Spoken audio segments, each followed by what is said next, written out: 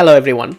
Today we are diving into the powerful world of XLOOKUP to streamline the process of determining product prices, especially when dealing with large datasets.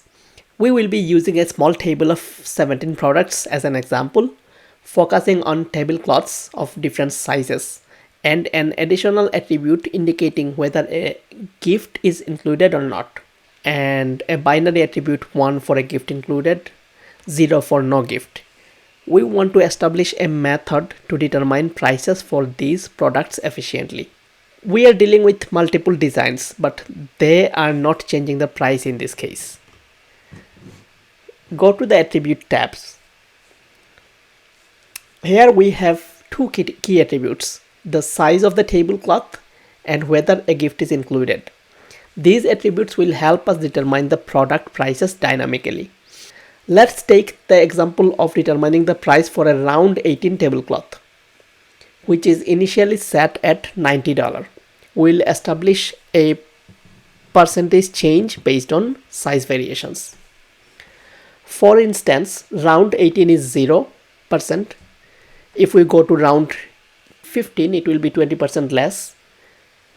If we go to round 12, it will be 40% less. Same thing with bigger sizes, 20% and 40% above our base price. How do we determine the price for these changes?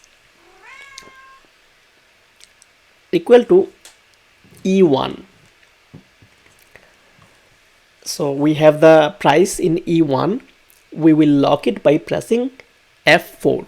When a cell is locked, we will use the formula on other cells, but the locked cell will not change. Add E1 again with multiplying the change percentage. That will give us the base price plus or minus percentage increase or decrease. Okay, so there is a problem because we did not lock the second one. We will be locking E1 again on our first formula. We will put it $sign so that it doesn't change based on the cell change. Okay, so let's determine the gift included value. For 0, there is no additional price, that is 0, and for 1 it will be $12. We're going to product list, and right now we will be generating the prices for all our size and other attributes. First thing, we will use XLOOKUP. Our lookup value will be round 15, that is the size, and go to the next page for lookup array. Our lookup array is the size table size, and our result will be the price. If we don't have a value, we can put maybe 0. It is only giving us the price for based on their sizes, but no, we need to add the second attribute price as well. If gift included, then we will add $12 for each product. We have to add another XLOOKUP.